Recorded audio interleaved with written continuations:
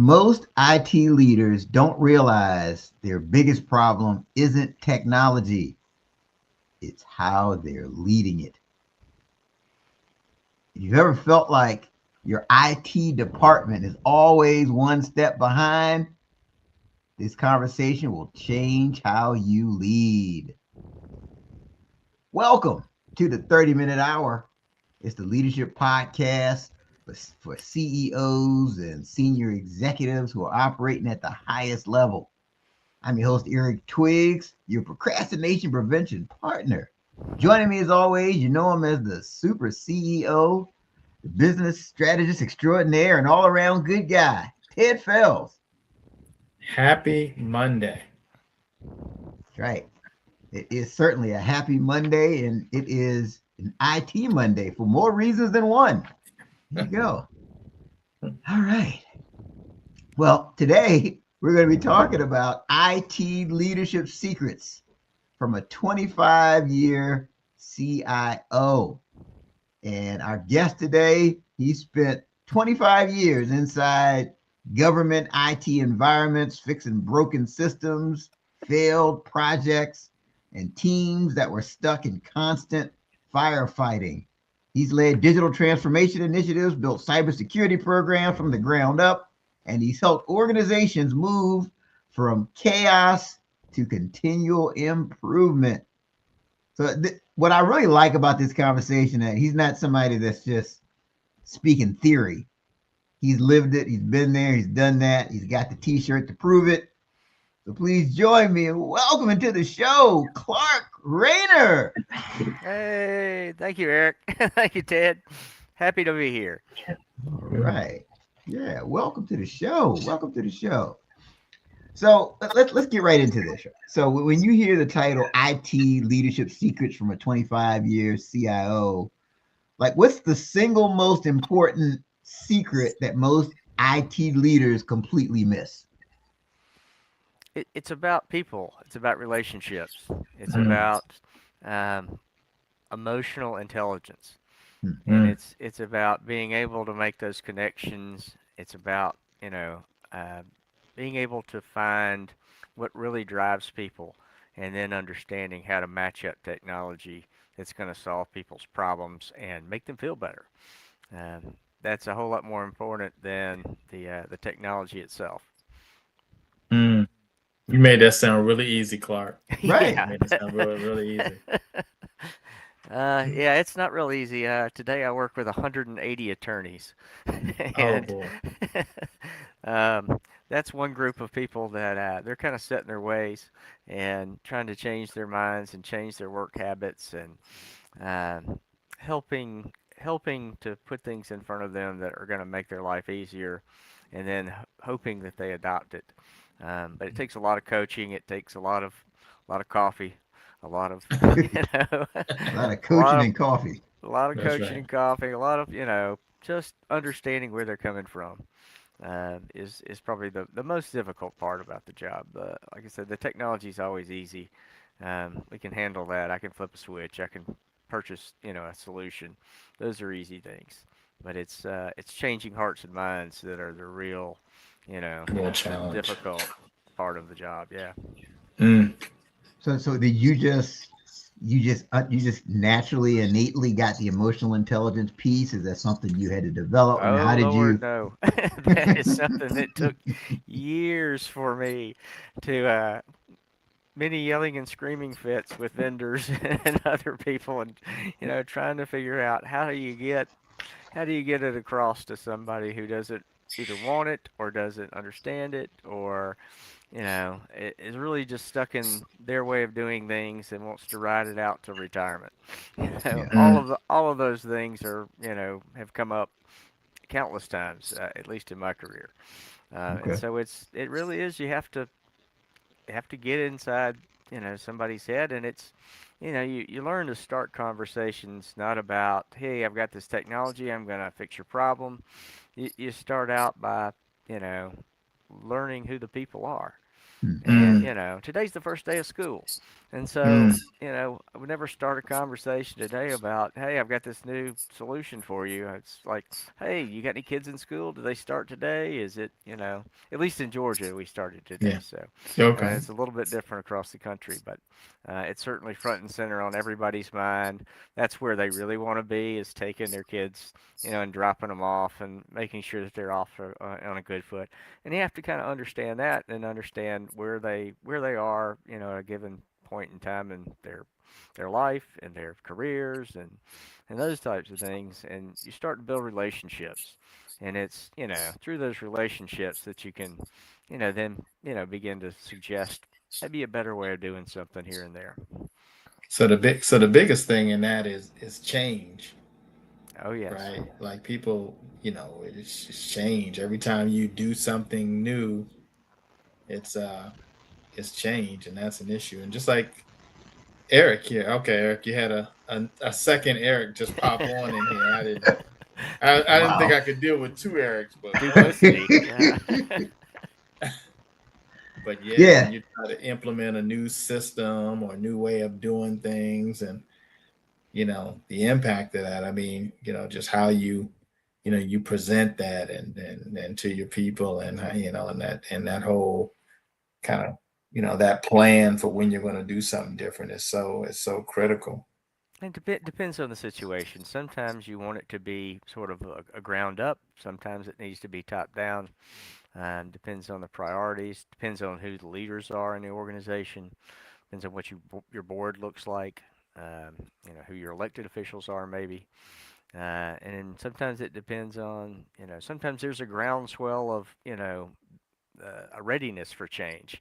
When they just, I can't stand the ERP system they've been using for years and years, and it's old and dilapidated, or you get somebody that new that joins the organization that goes, the way we used to do it where I came from before was so much better. You ought to at least give this a shot.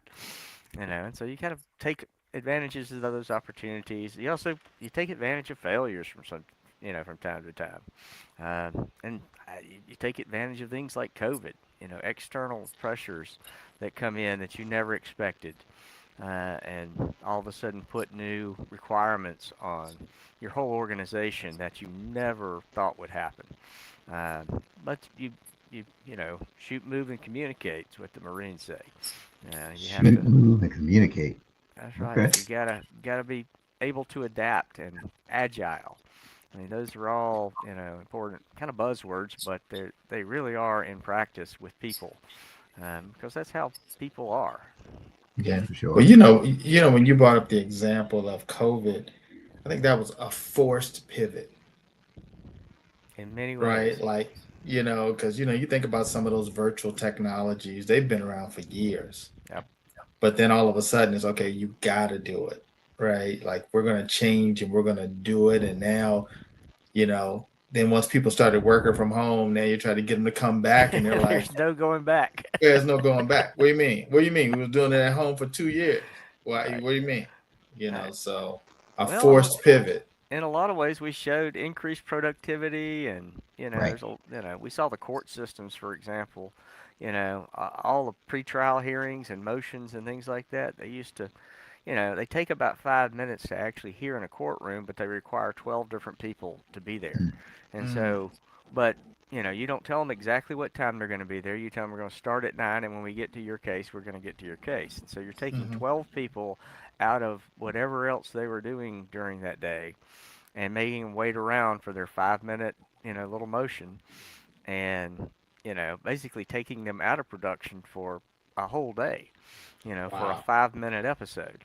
And so Wow. we fixed that. And so, in a way that, courts were able to adjust, and many of them are still, have gone to a virtual only Mm, scenario where they're hearing those 5 minute motions, that type of thing, remotely. And a lawyer's not required to give up an entire day. A client's not required to pay for 12 or 8 hours worth of legal fees. mm. You know, wherein you can be sitting at the kids' ball field and log in and make your motion and go back and watch the rest of the game. Yeah. Yeah. And that's a leadership trait, that ability to be able to pivot and to be able to adapt and adjust to things that are coming up. So let's get more into your backstory. Like tell us about how you went from like early in your career becoming like the CIO. We were talking backstage, when you were starting out in college, you didn't say, you know what, I'm going to be a CIO one day. No, So tell us about your backstory. no, I was in college. I was an accounting major. I was a marketing major. I was a business major. I tried out all the business school, economics major for a while. Ended up graduating with almost 300 credit hours. It took 190 to graduate. Wow. My parents and grandparents were ready to see me finish. That is But hilarious. when I was in school, I took a job with Six Flags over Georgia and worked in the auditing department. Ended up managing the auditing and cash control departments there, where we would basically do the end of day closing for the entire park.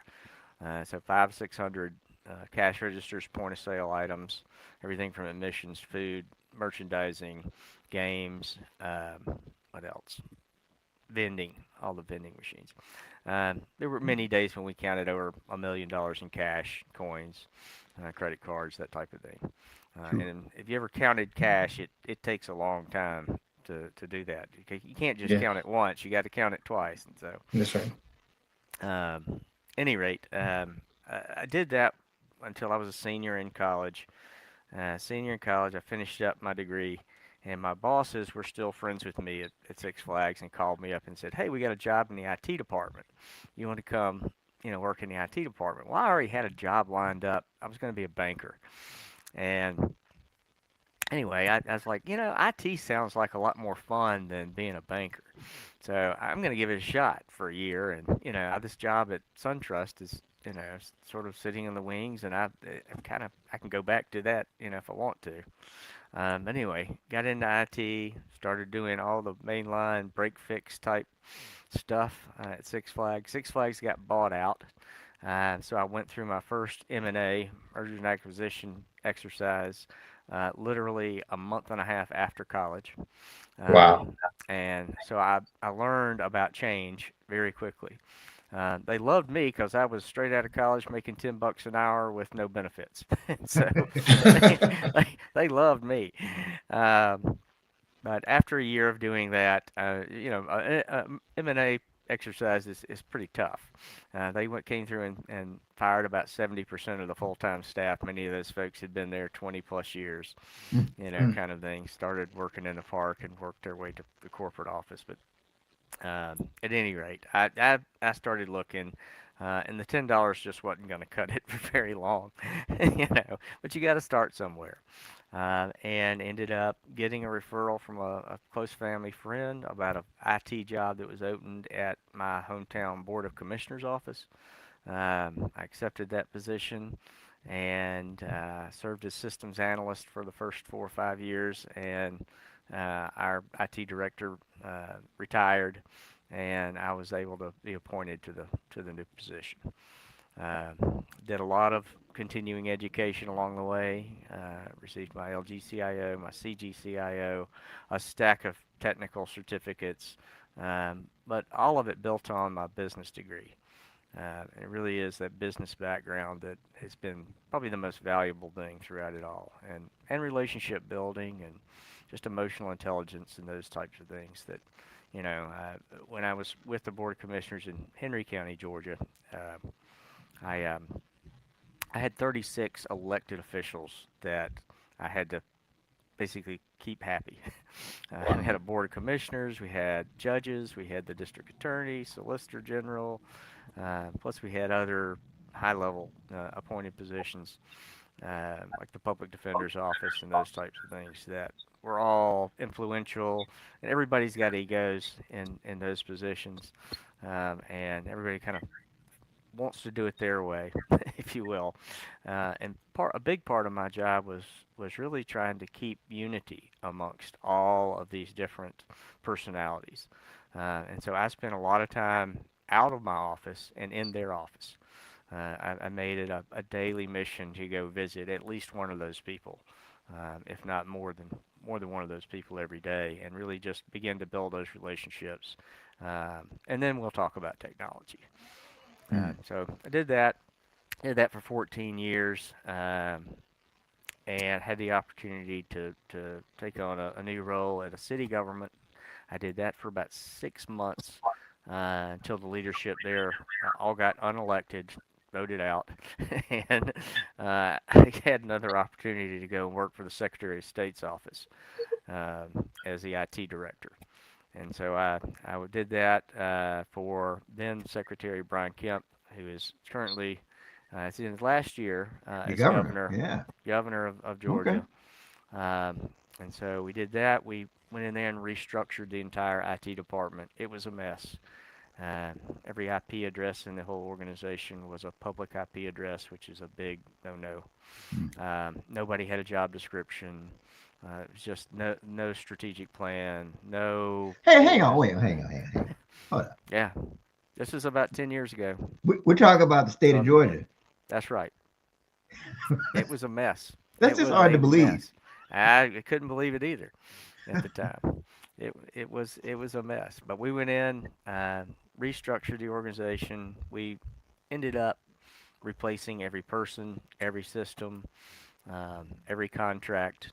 I mean, nothing, no equipment was under maintenance, not a firewall, nothing had, a contract on it, nothing. I mean, it was crazy. They were getting hacked probably, every other day, in one way or the other. So we had to stop the bleeding, put the fires out, and then begin to restructure everything. I think the then Secretary of State had aspirations to be governor, and so he knew this was a priority, and so he gave us extreme leeway. We had, I can put it to you this way: we never had to ask for any money at the time. You were good. You had an open check. We were Okay. good. Okay. We knew what we had to do, and it was hard, and it was painful, and things were shut down from time to time as we ripped and replaced stuff. Um, anyway, did that for 6 years. Took about 5 years to really get it straight. Uh, had a year to kind of breathe, and then an opportunity opened up where I'm at now for the Department of Law, where basically doing the same thing. They weren't as in bad of shape, but certainly IT had been an afterthought for leadership there for a long time. They knew they needed to do something about it, but they didn't know how. It was hard. The organization was led by lawyers, and they weren't business people, they weren't IT people, they were legal practitioners. Mm. And so the attorney general that I went to work for, who's in his last term right now as well, but he has a business degree and then a law degree. His name's Chris Carr, but he had the foresight to take the operations of the organization and split it off and put it under a chief of staff, and let the legal practice fall to the chief deputy, rather than a bunch of lawyers trying to run the business of the organization. He knew how important it was for the business part of the organization, the IT, the operations, the finance, the HR, that to be not a legal operation, but Mm. separate. And so, add it all up together, and it's, I don't know, 26, 27 years at this point doing it. So, was fortunate also to be able to lead organizations like GEMIS. I was the GEMIS International Director for 12 years. I was the liaison between the largest state and local government IT organization in the United States and our 7 sister organizations throughout the world. So in Canada, the UK, Sweden, the Netherlands, Belgium, Australia, and New Zealand. Mm. I think I got them all. And got to meet a lot of great people all over the world doing that. I've been all over the globe and learned, how they do IT, how they do, business restructuring, um, and help bring those, insights and skills back to, hometown in Georgia. Wow.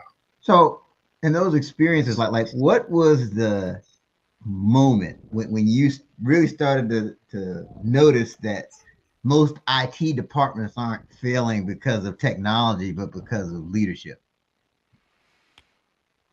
Oh, I would say early on, even back to the Six Flags days.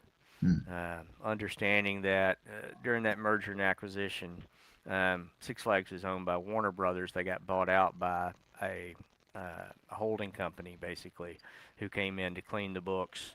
They had a whole different set of priorities. Warner Brothers used Six Flags as a marketing tool, where Hmm. they had, upwards 20 to 30,000 captive audience people to sell Warner Brothers products and services. And not only that, but you send every kid that comes in there with a plush toy of Bugs Bunny or Tweety Bird, and it sits on their shelf. And every day they wake up and they're being marketed by Warner Brothers. And they, probably don't really know it, but they didn't want to make any money either. They wanted it for the tax advantages.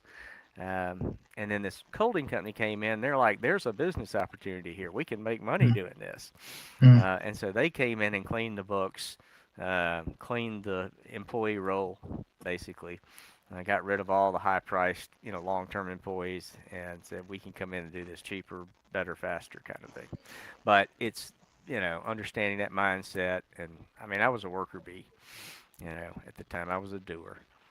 yeah. And so understanding my role, understanding what their role was, understanding what their goals and objectives were.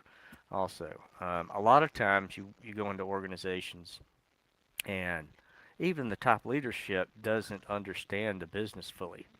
Mm, They have their own sort of perspectives and their own ideas about what they want to see done, but they really don't understand the culture, the really what the business does or what it's capable of doing. mm, And it's being able to open up those channels of communication and do value training with those executives and understand that we can help meet your goals, but we've got to know what those goals are. In government, it's a little tricky because a lot of times, especially in local government, the mm, elected officials don't want anybody to know what their real goals are. I mean, they have Hmm. they have ideas about, they've got a piece of land that their family owns that they want to get zoned a certain way, and that's why they mm, ran for government. But they're not talking about that in public, you mm, know. mm, So, mm. but you got to Yeah. figure that out sort of and go, okay, well, you know, IT can help you do that, but you know, these Yeah, are the things we're going to need from you too. yeah. There's a little bit of horse trading going on. Let me ask you this. You said you went from a system analyst to which is more of a hands-on technical person, and then you jumped up to IT leadership role as a CIO. So, right, if you had an opportunity to kind of provide a playbook, right, to that system analyst, like, what would that playbook say? Okay, now you're going to become a CIO. What are those things that these are things that you need to do quickly in your game plan? What would that look like? I, I can I can tell. Well, I took the role of systems analyst, which is a very generic term back in 1999. Yeah. And the county government was throwing a little bit of money at IT because Y2K was coming up, and it was kind of everybody on nerve and that type of thing. But for me, what did it was I took on my second day on the job. The county manager stopped by my office, which was a broom closet at the time. Um, Mm, and said, "Hey, I understand you're the new computer guy, whatever." I said, "Yeah, I'm here, happy to help, whatever you need." He goes, "Well, commissioners want a website. We don't have a website for the county yet. You think you can build one of those?" I'd never built a website in my life. I'm like, so of course you can. Of course, yeah. Well, Yeah, of we'll get course. one of those Yeah. put together right away. That's right. That's right. um, but it did afford me the opportunity to be able to go and interview every single department head and every department in the county. And I don't know how much you know about county government, but we had 73 different departments Mm, in the county. I mean, you think about it, fire, police, sheriff, courts, parks and recreation, road department, all of those, lots of senior services, Sure. Meals on Wheels, even that, all the different things that county governments provide, and city Mm. governments provide similarly. But it gave me the opportunity to go spend time with all of those leaders and sit down and really perform what we would call now business analysis Mm. type work, where you sit down and understand, what it is they do. And I probably knew more about how the government operated after that exercise than anybody else in town, Sure. than any elected official, because I had invested the time and energy to do that. And that really sort of provided the stepping stones Mm. where uh, my prowess was elevated a little bit. I really was the number two person. There, they didn't have a assistant director or a deputy CIO or anything like that budgeted or in the thing, but I de facto became that person, Wow. and sort of just pushed myself to that role. I Okay. didn't take no for a lot of answers either. I mean, I just did it. Yeah. But it also sounds like, all those credit hours you got and those degrees gave, helped you, and that not from not just starting off as a technical person, but the accounting side, the marketing side, economics, like all of that came together to kind of give you some tools because the role that you were in, although it's of a technical leadership role, we all know that that role is not the one that's necessarily, unless in a real small organization, the one that's down there with the screwdriver and the cabling, you No, know. absolutely, and I would argue that the CIO role today is much more strategic than it is technical. Yeah. It really has become, it's part of the executive leadership team, or it should be in an organization. If it's not, maybe the executive leaders need to, rethink some of their tooling, So is because that so is that difference in, like, the difference between the CIO and the CTO? Could you yeah, talk about CTO that? is typically more technical, even though a lot of organizations don't differentiate necessarily, but they should. If you're sticking strictly to titles anyway, Yeah. and sometimes titles get blurred, and an IT director in a county government may very well be doing all the things a CIO might be doing in private sector. Got it. It's just the county government doesn't want to pay a CIO salary. I mean, So we just like, make you an IT manager, even though that's you're doing right. CIO That's stuff. right. Ooh, if we call them Wow. a CIO, then they're going to fall into this whole different classification for pay. And, That's we right. can't do that. Can't No, have that. no. So, so you talk about turning chaos into continual improvement. So what does chaos look like in a real IT department, and how do you fix it? The best example I can give you is from the Secretary of State's office, where there was no strategy, nobody had a business plan, nobody had a job description, uh, nothing was being maintained, there was no schedule for any kind of patching deployment. There was uh, that's chaos. I mean, it's Mhm. you're basically just putting out fires left and right because something's always breaking, something always being shut down, and you're just running after your tail, putting one thing out after the next. And you got to get ahead of that so that you're solving problems before they happen, before the phone rings, before you get that email, before the Secretary of State calls down and goes, "What on earth is happening?" You know, you gotta in a well-oiled IT operation. Um, it's kind of like a well-built sewer system. It just runs. Everybody forgets about it, and it does its job.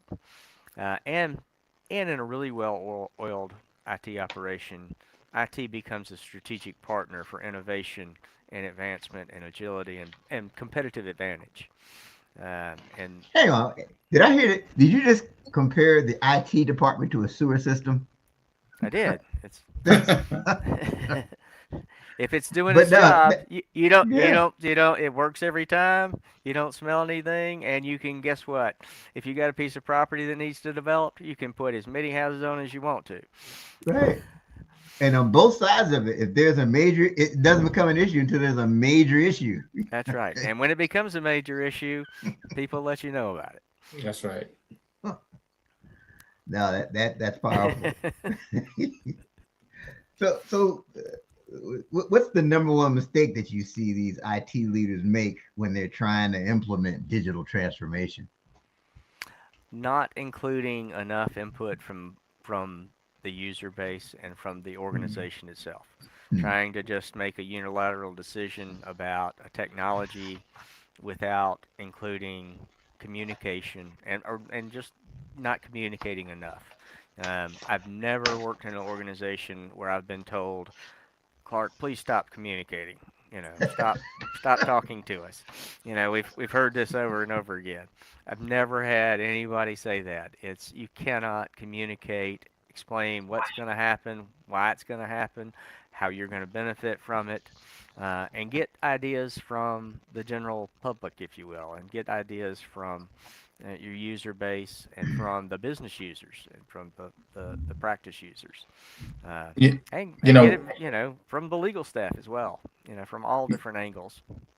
one thing I was thinking, Clark, and we go back to, you were talking about, the 90s and all that, just, Eric remembers that. That's a little before my time. But Right. you go back in the 90s and you think about, where the user base was then, right? And in IT leadership, right? Compared to where the user base is today. Like, I think Yeah. the user base today is very educated, very informed. They can go out to YouTube and find something. They can Google, they can use AI. They're doing, the user base today, they're CTOs of their own and CIOs of their own home, Oh right? You yeah. got routers, you got They're connectivity. digital natives as well. That's Exactly. it. They So were so they were you can't born with an just you iPhone can in their hand. That's right. So you can't just go to them and say, "This is what we're going to do Right. because I am the IT boss." Like, so, and especially when you're talking about in a world of attorneys in that environment, I could only imagine what that's like. Well, it's I see this as a big trend, but it's doctors, it's lawyers, it's Mm, IT folks, it's accountants. People can go to ChatGPT now and write their own brief. They can go, do their own medical research. They're going to their doctors with questions that they would have never had 20 years ago. And there's really a lot of power that's being put in people's hands, individuals that they may not have, certainly wouldn't have had 20, 30 years ago. yeah. That's true in IT as well. Yes, We can't definitely. just put one past them anymore. Yeah, No, no, no. definitely have to adjust your approach accordingly. So let me ask you: if you were to rebuild an IT department today from scratch, what would you absolutely not do that most organizations are doing right now? Oh gosh, that's a hard one. Um,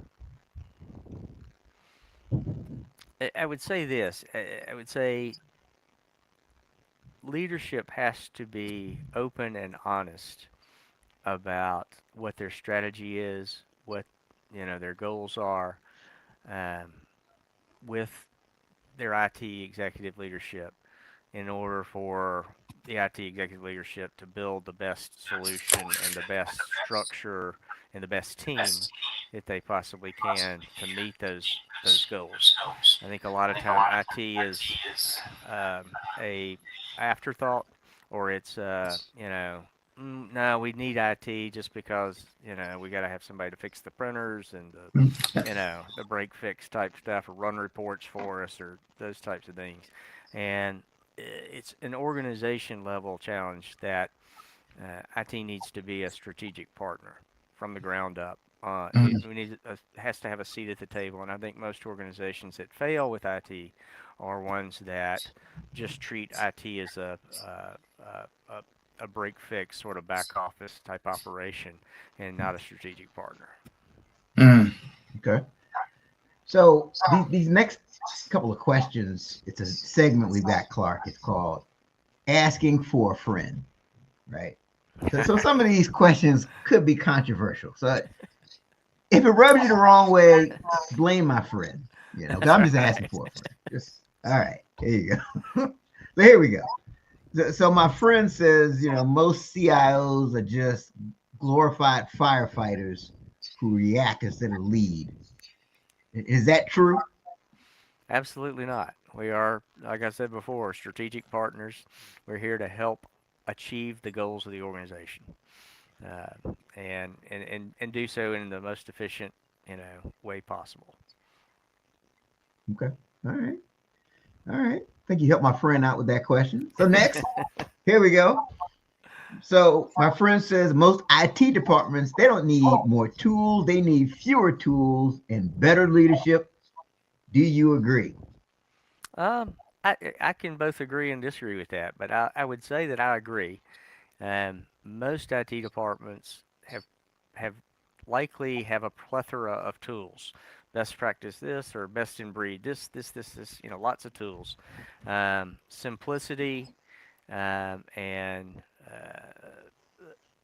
being able to limit the portfolio of surface area that you have with all the different tools in the world is actually a more efficiently run IT department, in my opinion. We just went through an exercise where we went with one large solution and we're able to eliminate about 18 third-party applications that were doing specific different things. Did them well, but you got 18 things you have to manage versus one thing now. Hmm. And so the administrative overhead and the costs that go in with that by, shrinking your portfolio can sometimes be a pretty good exercise to go through. So more is not always better. And, even though we all like toys, and sometimes IT departments can get toy happy. Hmm. Okay. All right. Well, yeah, this has been a very informative episode. What what's a thought from today's show that you would want people to remember?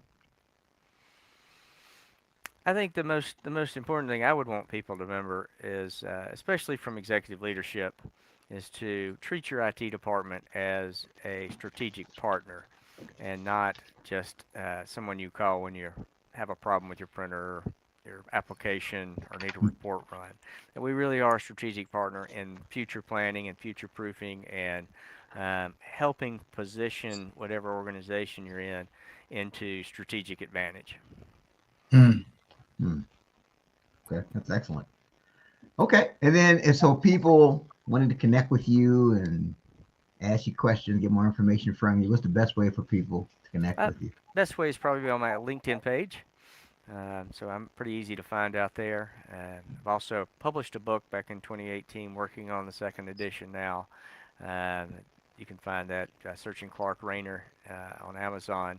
It's How to Build an IT Department from Chaos to Continual System Improvement. Hmm. So Eric, you was about to steal the thunder from his book. You was asking all the questions that's in the book. See, people need to go out and get the book, and they can Book. get all the information for themselves. There you That's go. right. This was great, Clark. Thank you, sir, for your time today.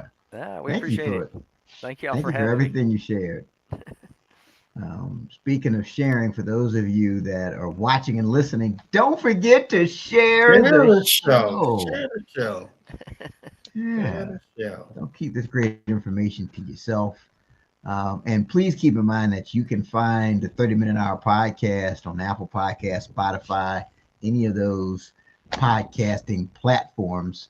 All you have to do is go and hit the follow or subscribe button, and that way you'll get instant notifications when we do a new episode. So that's our time for this week's episode.